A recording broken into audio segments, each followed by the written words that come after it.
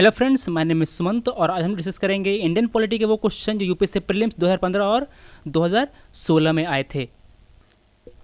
पहला सवाल है, consider the following statements. Rajya Sabha has no power either to reject or to amend a money bill. दोस्तों, money bill को हमारे संविधान के आर्टिकल 110 के अंतर्गत डिफाइन किया गया है। मतलब कि मनी बिल हम लोग किस बिल को कहेंगे, ये संविधान के आर्टिकल 110 में डिफाइंड है। और हमारा जो आर्टिकल 109 ये कहता है कि जो राज्यसभा है उसके पास मनी बिल को रिजेक्ट करने की और उसे अमेंड करने का कोई पावर नहीं है। मनी बिल केवल लोकसभा में ही पेश हो सकता है। समझ रहे हैं? मनी बिल केवल लोकसभा में भी पेश होगा, राज्यसभा में कोई मनी बिल पेश नहीं हो सकता। राज्यसभा के पास केवल मनी बिल को रिकमेंडेशन देने की इजाज़त होती है। मतलब कि इस बिल में राज्यसभा कोई अमेंडमेंट नहीं कर सकता, इस बिल को राज्यसभा रिजेक्ट नहीं कर सकता। अगर कोई चेंजेस लाने हैं, बस उस चेंजेस को राज्यसभा केवल रिकमेंडेशन देगा। वो रिकमेंडेशन लोकसभा के पास पूरी छूट होगी कि वो इसको माने या ना माने। तो देखिए, Rajya Sabha is no power to reject or amend the bill. सही है क्या? जी हाँ दोस्तों, बिल्कुल सही है। Rajya Sabha can not vote on demand for grant. जी हाँ दोस्तों, राज्यसभा के पास डिमांड ऑफ ग्रांट पे वोट करने की परमिशन नहीं है, उसके पास ये पावर नहीं है। सेकंड सही है मेरा। Rajya Sabha can not discuss the annual financial statement. दोस्तों, वो वोट नहीं कर पाएगा मगर उसको डिस्कस तो कर ही सकता है, उसके पास ये पावर है। तो मेरा थर्ड गलत हो गया। मेरा आंसर क्या है? 1 और 2, B is the right answer. When a bill is referred to a joint sitting of both the houses of the parliament, देखिए, अगर दो हाउसेज में डेडलॉक हो गया है, अगर कोई बिल पास नहीं हो पा रहा, तो हमारे कौन से पोस्ट के व्यक्ति ज्वाइंट सिटिंग बुलाएंगे? आप हमें ये बताइए। पहला ऑप्शन स्पीकर, दूसरा ऑप्शन प्रेसिडेंट। तो अगर ज्वाइंट सिटिंग बुलाई गई है और उस बिल को इस ज्वाइंट सिटिंग में पास करने की कोशिश करी जा रही है, तो हमें किस तरह की मेजोरिटी चाहिए होगी? Simple majority of the member present and voting, 3/4 majority of the member present and voting, 2/3 majority of the house, absolute majority of the house. मान लेते हैं दोस्तों कि कोई ऑर्डिनरी बिल है। ध्यान दीजिएगा, कोई ऑर्डिनरी बिल है, उसको पास कराने के लिए जो कोशिश थी लोकसभा की वो फेल हो गई। जैसे कि अभी देख रहे हैं आप कि जो राज्यसभा है वो अच्छे से काम नहीं कर रहा। तो अगर हमारे प्रेसिडेंट चाहें तो वो लोकसभा और राज्यसभा की ज्वाइंट सिटिंग बुला सकते हैं। अगर ये बिल अलग अलग हाउसेज में पास हुआ होता, मतलब कि अगर लोकसभा में अलग पास हुआ होता, राज्यसभा में अलग पास हुआ होता, तो इस ऑर्डिनरी बिल को पास करने के लिए केवल सिंपल मेजोरिटी की जरूरत पड़ती।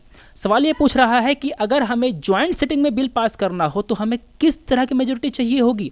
तो दोस्तों, इसका आंसर ये है कि हमें वहाँ भी केवल सिंपल मेजोरिटी ही चाहिए होगी।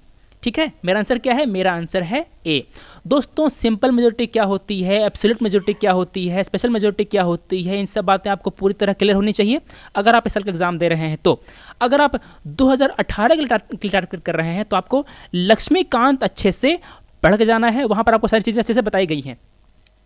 यहाँ पर आप मुझे एक बात और बताइए कि हमारा जो एनुअल फाइनेंशियल स्टेटमेंट है ये किस तरह का बिल होता है? मनी बिल, ऑर्डिनरी बिल या फाइनेंस बिल? तीनों में अंतर क्या है आपको मिल जाएगा। इसका लेक्चर पूरे हमारे जो लक्ष्मीकांत का जो बुक है ना, उसमें जो पार्लियामेंट का चैप्टर है उसमें आपको मिल जाएगा। अगर आगे किसी लेक्चर में आता है तो इसको हम डिस्कस कर देंगे। अगला सवाल है, consider the following statements. The executive power of the union of India is vested in prime minister. दोस्तों, हमारे जो भी डिसीजन लिए जाते हैं, जो भी एग्जीक्यूटिव डिसीजन लिए जाते हैं, संविधान ने जो पावर दी है, एग्जीक्यूटिव पावर दी है, वो हमारे प्रेसिडेंट को दी है। प्राइम मिनिस्टर को ये पावर नहीं है। प्राइम मिनिस्टर और उसके जो काउंसिल है ना, कैबिनेट मिनिस्ट्री, ये सब प्रेसिडेंट को बस एडवाइस देने के लिए है। किस लिए है? एडवाइस देने के लिए है। डिसीजन कौन लेगा? डिसीजन हमारे राष्ट्रपति जी लेंगे। जो भी एग्रीमेंट, जो भी ट्रीटी साइन होगी दो देशों के बीच में, वो सब प्रेसिडेंट के नाम पर साइन होगी। मेरा पहला लाइन गलत है क्योंकि यहाँ पर पीएम लिखा हुआ है। अगर यहाँ पर पीएम की जगह प्रेसिडेंट होता तो मेरा सही होता। Prime minister is the ex officio chairman of the civil services board. सही क्या दोस्तों? प्राइम मिनिस्टर नहीं होते, हमारे कैबिनेट सेक्रेटरी होते हैं। मेरा सेकंड भी गलत है। मेरा आंसर क्या है? मेरा आंसर है डी। ध्यान दीजिए दोस्तों, कैबिनेट सेक्रेटरी के बारे में हमारे 2009 में एक क्वेश्चन आया था, जिसमें हमने आपको इस कैबिनेट सेक्रेटरी के जो पूरी चीज़ है इसको मैंने आपको बता दी थी। यहाँ पर मैंने आपको बताया भी था कि cabinet secretary is the ex officio chairman of civil services board. तो अगर आप हमारे पिछले लेक्चर्स देख रहे हैं तो आपको ये सवाल आसानी से हो जाना चाहिए था। मेरा आंसर क्या है? मेरा आंसर है डी। अगला सवाल, which of the following are the key features of national Ganga river basin authority NGRBA? River basin is the unit of planning and management. सही क्या? जी हाँ दोस्तों, ये सही है। It spearheads the river conservation effort at the national level. सही है? जी हाँ दोस्तों, बिल्कुल सही है। One of the chief minister of the states through which the Ganga flows become the chairman. दोस्तों, इसका चेयरमैन होते हैं हमारे प्रधानमंत्री। किसी स्टेट का सीएम इसका चेयरमैन नहीं होता। मेरा थर्ड जो है वो गलत हो गया। जब मुझे पता चला कि मेरा थर्ड गलत, मैंने क्या किया? मैंने काटा बी, मैंने काटा सी और डी। अगर मैं 3 को पता कर लूँ कि ये गलत है तो मेरा आंसर अपने आप आ जाएगा। अगर मुझे 1 और 2 पता ना भी हो तब मुझे कोई दिक्कत नहीं। तो मेरा आंसर क्या है? मेरा आंसर है A, 1 and 2 only are correct. The provision in the 5th and 6th schedule. दोस्तों, 5th शेड्यूल में क्या लिखा है, 6th शेड्यूल में क्या लिखा है, उसको मैं पहले डिस्कस कर लिया है। Are made in order to, किस लिए बनाया गया ये दोनों schedule 5th and 6th? To protect the interest of schedule tribes, to determine the boundaries between states, to determine the power, authority and responsibilities of the panchayat. दोस्तों, पंचायत की authority, responsibility और power को बताने के लिए हमारे 73rd अमेंडमेंट किया गया था। कौन सा अमेंडमेंट? 73rd अमेंडमेंट किया गया था। और जो म्यूनसिपल काउंसिल है, जो म्यूनसिपलिटीज़ है, उसके लिए कौन सा किया गया था? 74th। ध्यान देना है आपको। तो मेरा सी गलत है। Protect the interest of all the border states. 5th schedule और 6th शेड्यूल जो होता है वो केवल बॉर्डर स्टेट के लिए नहीं होता, वो सारे स्टेट के लिए होता है। मेरा आंसर डी गलत है। Determine the boundary between the states. दोस्तों, जो हमारे जो स्टेट्स हैं, उसके जो टेरेटरीज हैं, वो सब हमारे 1st शेड्यूल में मेंशन है, 5th और 6th में मेंशन नहीं है। तो मैंने बी काटा, मतलब मैंने बी, सी और डी काट दी। तो मेरा आंसर क्या बचा? मेरा आंसर बचा ए। इसको हम लोग कहते हैं एलिमिनेशन सॉल्व करना। जो 5th और 6th शेड्यूल है वो शेड्यूल ट्राइब के इंटरेस्ट को प्रोटेक्ट करता है। देखिए, जो देश है जहाँ पर शेड्यूल्ड एरियाज हैं उनको एडमिनिस्टर कैसे करना है उसको बताया गया है हमारे 5th शेड्यूल में। जो बाकी स्टेट्स, ध्यान दीजिए, इंडिया में जिस स्टेट्स में AMTM अमतम को छोड़ करके आसाम, त्रिपुरा, आसाम, मेघालय, त्रिपुरा और मिजोरम, इन 4 राज्यों के छोड़ करके बाकी जो स्टेट्स हैं जहां पर शेड्यूल्ड ट्राइब्स हैं उनको एडमिनिस्टर करने के लिए जो शेड्यूल है वो कौन सा है? 5th schedule. 5th schedule of the constitution of India deals with administration and control of the areas in these states. जो 6th शेड्यूल होता है दोस्तों, उसका काम होता है कौन से एरिया में एडमिनिस्टर करना? आसाम, मेघालय, त्रिपुरा एंड मिजोरम। तो इसका आंसर क्या हुआ? इसका आंसर हुआ A. Which who of the following is custodian of the constitution of India. दोस्तों, ये काफ़ी डिस्प्यूटेड सवाल था, मगर अगर आप ध्यान से हमारा सुप्रीम कोर्ट का फंक्शन देखें और तो आपको पता चलेगा कि हमारा जो सुप्रीम कोर्ट है वो हमारे संविधान का कस्टडियन है। मेरा आंसर क्या है? D, supreme court of India. बाकी ऑप्शन कौन से थे? प्रेसिडेंट थे, PM थे, लोकसभा का सेक्रेटरी था। ये सब आंसर गलत है। D is the right answer. To uphold and protect the sovereignty, unity and integrity of India is a provision made in the preamble, DPSP, fundamental rights, fundamental duties. तो दोस्तों, ये जो हमारा लाइन लिया गया है, ये जो प्रोविजन दिया गया है, कहाँ दिया गया है? ये हमारी फंडामेंटल ड्यूटी में लिखा गया है। हमारा जो 51A है ना आर्टिकल संविधान का, उसमें ये बात मेंशन है। The ideal of welfare state in the Indian constitution is enshrined in its preamble, DPSP, fundamental rights, 7th schedule. दोस्तों, आपको लगेगा कि कई सारे चैप्टर लक्ष्मीकांत के रिलेवेंट हैं, सब इंपॉर्टेंट है, मगर आपको जो सबसे ज़्यादा ध्यान देना है चैप्टर पे वो है आपका fundamental right, DPSP, fundamental duties. और आप इतना कर लें तो उसके बाद हमारा जो इमरजेंसी वाला चैप्टर है वो कर लीजिए। इसके बाद जो पार्लियामेंट वाला चैप्टर है ये कर लीजिए। तो ये सब जो मेन चैप्टर हैं, ये सब ज़्यादा जो ये चैप्टर हैं इस पर काफ़ी सारे सवाल आते हैं। बाकी सब इंपॉर्टेंट हैं, ये नहीं कहा कि मैं क्यों नहीं है, आपको इनको पर ज़्यादा ध्यान देना है, ये उनसे ज़्यादा इंपॉर्टेंट हैं। मैं ऐसा क्यों कह रहा हूं? क्योंकि अभी तक हमने 1995 से लेकर के 2016 तक के सारे क्वेश्चन डिस्कस कर रहे हैं। हमें सबसे ज़्यादा क्वेश्चन इन्हीं एरिया में से आ रहे हैं, ऐसा हमने देखा है। इन एरिया में से क्वेश्चन आते हैं, रिपीट होते हैं, फिर से आते हैं, फिर रिपीट होते हैं। तो आपको इन पर ज़्यादा ध्यान देना है। Consider the following statements regarding DPSP। फिर से आ गया। Principle spell out socio economic democracy. अच्छा, इसका बता दिया था क्या?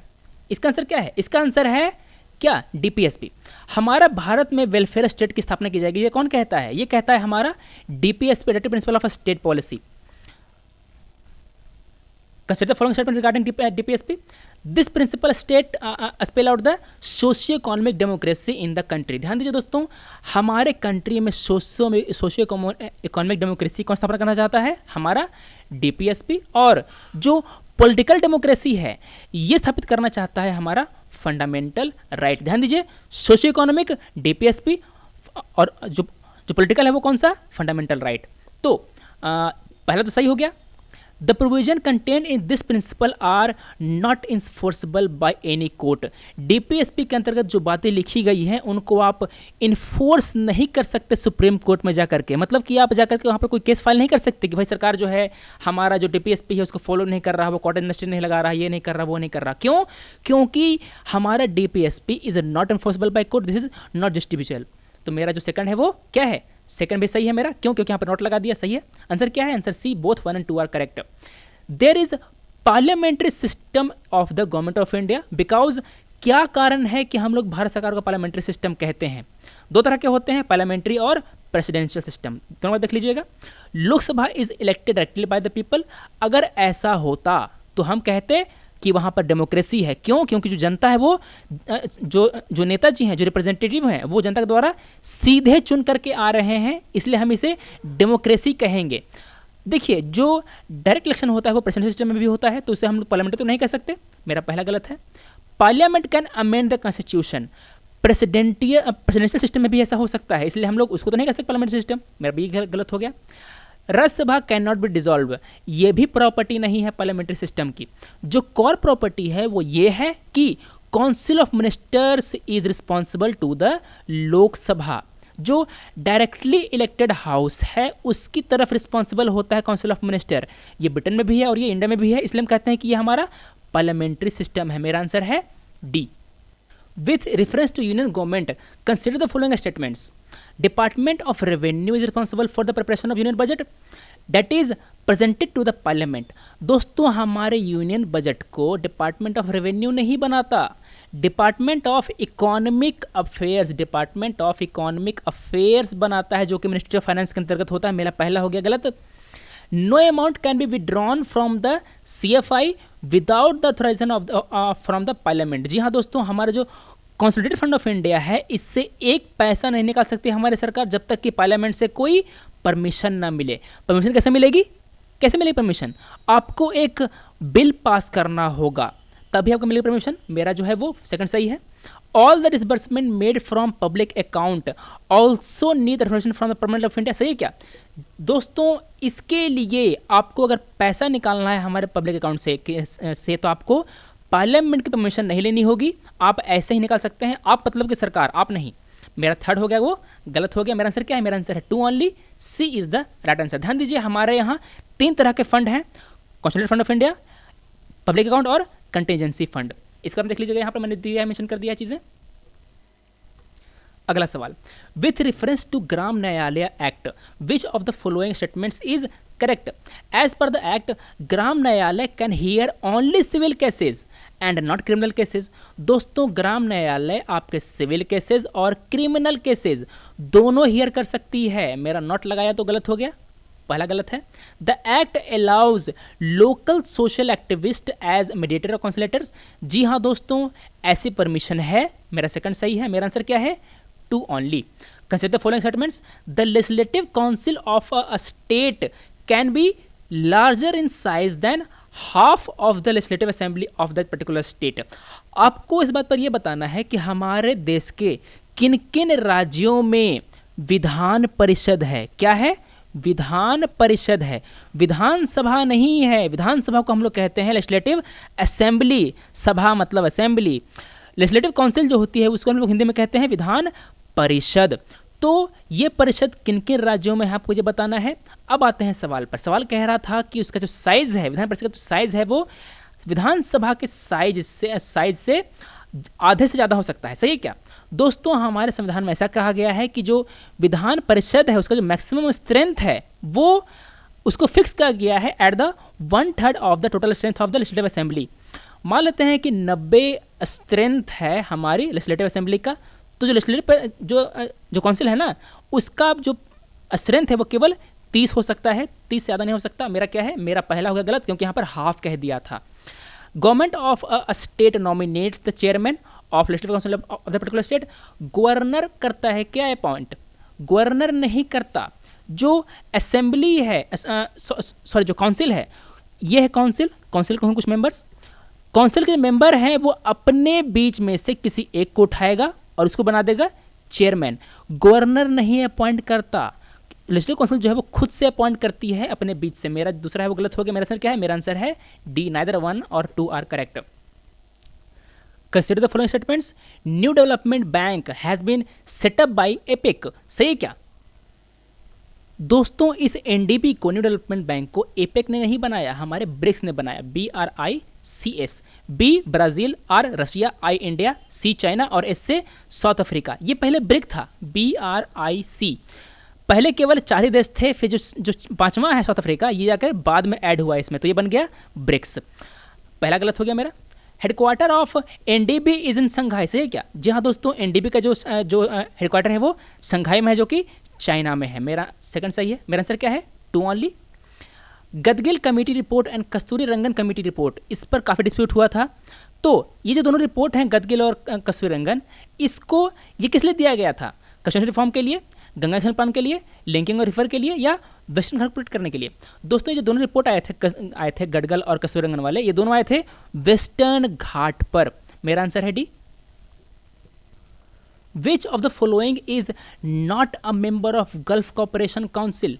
Iran, Saudi Arabia, Oman, Kuwait, कौन सा है?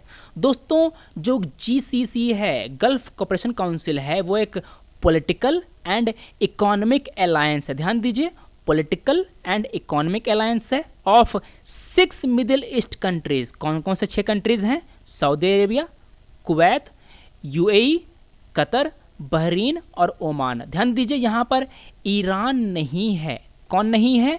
ईरान नहीं है। तो मेरा सऊदी अरेबिया तो है ही, ओमान भी है, कुवैत भी है, बस ईरान नहीं है जिससे का मेंबर। मेरा आंसर क्या हुआ? मेरा आंसर हुआ ए।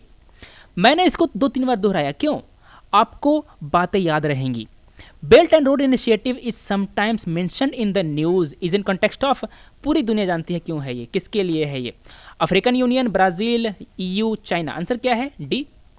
Consider the following pairs. Community sometime in the fairs of mention in the news.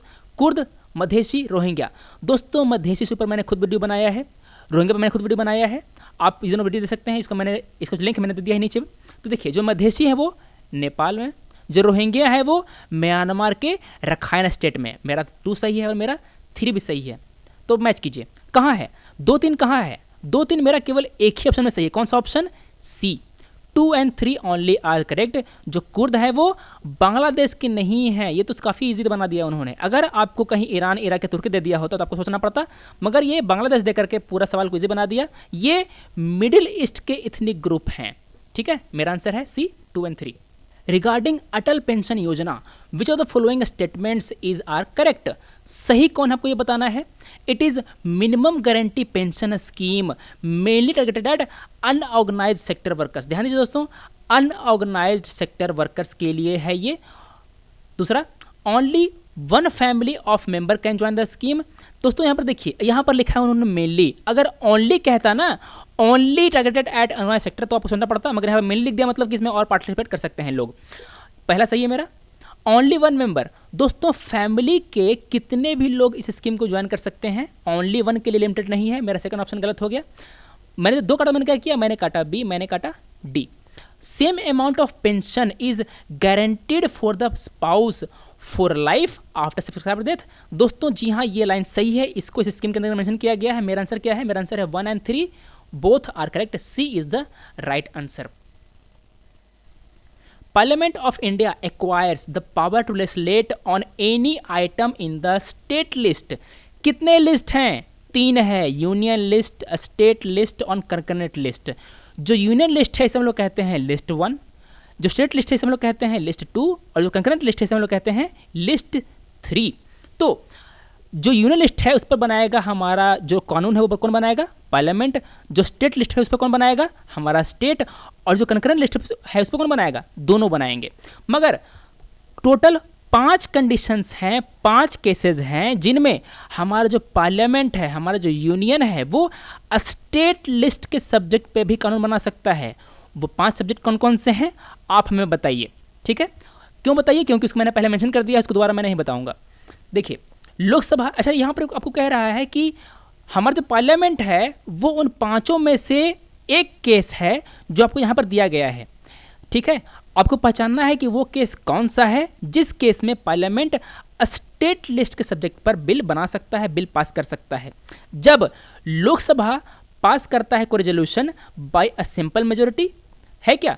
Lok Sabha को नहीं पास करना है, लोकसभा को उस सब्जेक्ट पर बिल बनाने का पावर हमारा राज्यसभा देगा।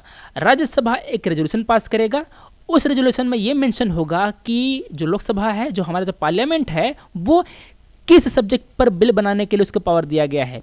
जो सब्जेक्ट इस रेजोल्यूशन में मेंशन होगा, पार्लियामेंट केवल उन्हीं सब्जेक्ट पर बिल बना सकता है। ये पावर कौन देगा पार्लियामेंट को? हमारी राज्यसभा।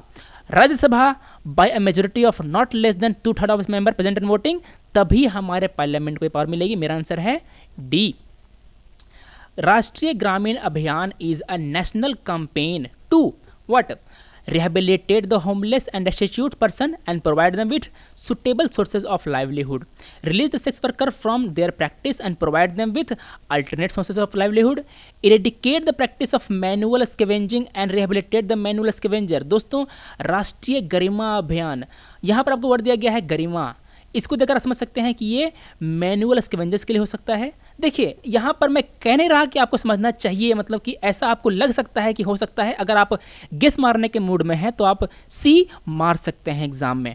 आपको एग्जाम में जाकर के जो आपको जो अटेम्प्ट है उसको मैक्सिमाइज करना है। ध्यान दीजिए, अगर आप 4 में से 2 ऑप्शन एलिमिनेट कर पा रहे हैं, मतलब कि अगर आपने ए और डी को काट दिया, आप केवल बी और सी के बीच में बचे, तो आपको अटेम्प्ट ले लेना है। क्यों? बाकी लोग लेंगे, उनका सवाल सही होगा, वो आगे निकल जाएंगे। अब वैसे भी देख रहे हैं कि जो कट ऑफ वो बढ़ता जा रहा है। अगर आप ज़्यादा सवाल सॉल्व नहीं करेंगे तो आप कट ऑफ तक नहीं पहुंच पाएंगे, ठीक है? मगर ये डिसीजन लेना जो है आपको है। मैं 2 में से किसको मारूं, 2 में से किसे मुझे मारना भी है या नहीं, ये डिसीजन आपको लेना है। मैं केवल एडवाइस दे रहा हूं। क्यों? क्योंकि कट ऑफ बढ़ता जा रहा है, कंपटीशन बढ़ती जा रही है। अगला सवाल, consider the following statements. The minimum age prescribed for any person to be a member of panchayat is 25 years. 25 साल नहीं है भैया, 21 साल है। 21 साल हो गए तो आप चुनाव लड़ सकते हैं, कोई दिक्कत नहीं है। मेरा पहला जो है गलत हो गया। A panchayat is constituted after premature dissolution continues only for remaining period. जी हाँ दोस्तों, ये सही है। मान लेते हैं कि अभी बना, इसका एज कितना है? 5 साल तक है। अगर 3 साल के बाद ही से डिजोल्व कर दिया गया तो जो नया बनेगा पंचायत वो अगले 2 साल तक काम करेगा फॉर रिमेनिंग पीरियड, अगले 5 साल तक नहीं। इसको आप याद रखिएगा। मेरा जो सेकंड है वो क्या है? मेरा सेकंड सही है। मेरा आंसर क्या है? 2 only is correct. The term INTC intended nationally determined contribution, पहले तो ये बताइए कि ये आखिर किससे रिलेटेड है। अभी हाल में ही हमने दिसंबर 2015 में एक एग्रीमेंट साइन की जिसे डोनाल्ड ट्रंप बहुत ही मतलब आक्रोशित हैं उससे। वो चाहते हैं कि जो US है वो इस एग्रीमेंट से बाहर निकल जाए, वो इसको वायलेट कर दे। तो देखिए INTC जो है वो किसके कॉन्टेक्स्ट में आता है? Pledges made by EU countries to rehabilitate refugees, मतलब कि रिफ्यूजीज से। Plan of action outline by countries of the world to combat climate change. Capital country by member countries for in the implementation of AIIB। चौथा option, plan of action by countries of world regarding sustainable development goals. तो दोस्तों हमारा जो INTC है वो climate change से fight करने के लिए है। जो हर कंट्री है वो अपना एम रखते हैं, वो कहते हैं कि हम पूरे वर्ल्ड में अगर हमें क्लाइमेट चेंज को रोकना है तो हम अपना कंट्रीब्यूशन इस तरह देंगे, हम अपना जो इमिशन है वो इस तरह रोकेंगे। तो मेरा आंसर क्या है? मेरा आंसर है बी, ये रिलेटेड क्लाइमेट चेंज से। वो ट्रीटी का नाम क्या है आप हमें ये बताइए। विच of the following statement is correct? A bill pending in Lok Sabha lapses on it's progression. पहले आप ये देखिए कि आखिर प्रोग्रेशन होता क्या है। तो अगर हमने लोकसभा को प्रोग्रेट कर दिया तो क्या वो बिल लैप्स हो जाता है? दोस्तों ऐसा नहीं होता। पहला गलत हो गया। A bill pending in Rajya Sabha which has not been passed by Lok Sabha shall not lapse in resolution of Lok Sabha. सही है क्या? जी हाँ दोस्तों, बिल्कुल सही है, मेरा बी सही है। ये सब आपको कैसे सही करना होगा? अभी मैंने बताया कि आपको जो टॉप प्रायोरिटी रखना है वो रखना है कौन कौन सा? फंडामेंटल राइट, फंडामेंटल ड्यूटीज़ और डीपीएसपी, और क्या?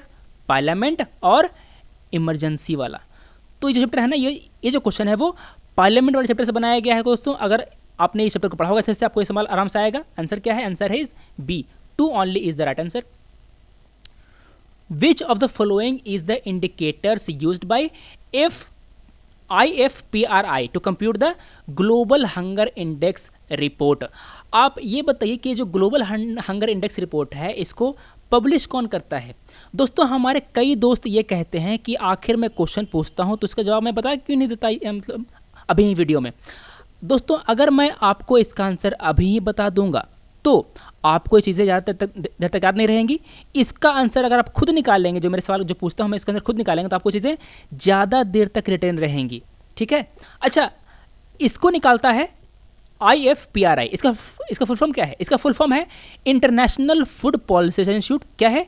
International food policy research institute. ठीक है? तो देखिए इसके जो इंडिकेटर्स हैं वो कौन कौन से हैं? Under nourishment, child stunting, child morality. दोस्तों इसमें 1, 2 एंड 3 तीनों सही है। अंडर न्यूरिशमेंट भी है, चाइल्ड वेस्टिंग भी है। देखिए इनमें 3 दिया गया है, इसमें चाइल्ड वेस्टिंग नहीं था, तो जो चौथा है वो चाइल्ड वेस्टिंग का है, जो चाइल्ड स्टंटिंग भी है और चाइल्ड मोर्टेलिटी भी है। तो ये हमारे 4 इंडिकेटर हैं, जहाँ पर 3 दिया गया था, आपको पहचानना था। मेरा आंसर क्या है? मेरा आंसर है सी, 1, 2 एंड 3 आर करेक्ट। इस GHI को जो ग्लोबल हंगर इंडेक्स है ये एक मल्टी डायमेंशनल इंडेक्स है। क्यों? क्योंकि इसमें हम लोग अलग अलग डायमेंशन को देखते हैं। जिसमें भी हम लोग अलग अलग इंडिकेटर्स को यूज़ करते हैं वो क्या है? वो मल्टी डायमेंशनल इंडेक्स है। यहाँ पर हम लोग उस बच्चे का अंडर नरिशमेंट भी देख रहे हैं, उसकी वेस्टिंग देख रहे हैं, उसकी स्टंटिंग देख रहे हैं, उसकी मोर्टेलिटी भी देख रहे हैं, सारी डेट देख रहे हैं हम लोग। ये करता क्या है? This index use to describe the state of countries hunger situation. इसको निकालता कौन है? इसको पब्लिश कौन करता है? इस इंडेक्स को कौन करता है? IFPRI। इस पर क्वेश्चन आ सकता है अगला साल, ध्यान दीजिएगा, क्वेश्चन रिपीट होता रहता है यूपीएससी में। स्वयं is an initiative of the government of India. इस स्कीम के बारे में हम डिस्कस कर लिया है पहले। तो देखिए इसका आंसर क्या है? इसका आंसर है this scheme is aimed at providing affordable and quality education to the citizen for free. बाकी इसके सही आंसर नहीं है, मेरा आंसर है डी। विथ रेफरेंस टू प्रधानमंत्री फसल बीमा योजना PMFBY, consider the following statements. Under this scheme, farmers will have to pay a uniform premium of 2% for any crop. दोस्तों ये गलत है। आपको अलग अलग क्रॉप के लिए, अगर आप खरीफ उगाते हैं तो आपके लिए अलग प्रीमियम होगा, अगर आप राबी उगाते हैं तो अलग होगा, अगर आप जो कैश क्रॉप होता है अगर आप वो उगाते हैं तो आपके लिए जो प्रीमियम होगा वो अलग रहेगा।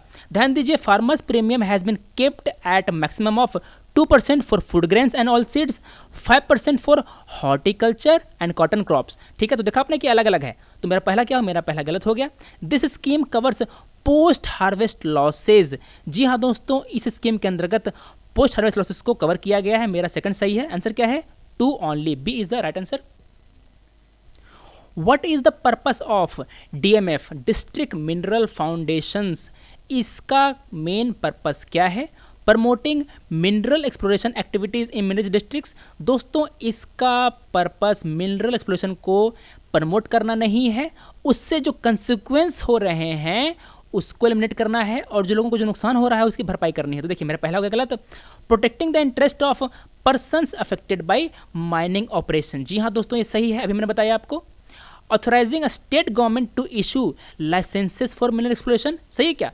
नहीं दोस्तों, आपको जो भी लोग माइनिंग ऑपरेशन से अफेक्टेड हो रहे हैं आपको उनके इंटरेस्ट को प्रोटेक्ट करना है, इस DMF को। मेरा थर्ड गलत है, मेरा आंसर क्या है? 2 only, B is the right answer.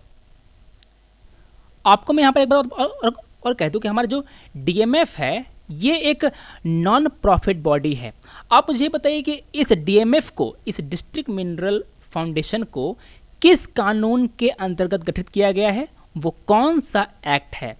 तो दोस्तों आज हम डिस्कस किया इंडियन पॉलिटी के वो क्वेश्चन जो 2015 प्रीलिम्स और 2016 में आए थे। आपको इसे कैसा लगा हमें बताइए। अब मिलते हैं अगले वीडियो में। Thanks for watching, take care.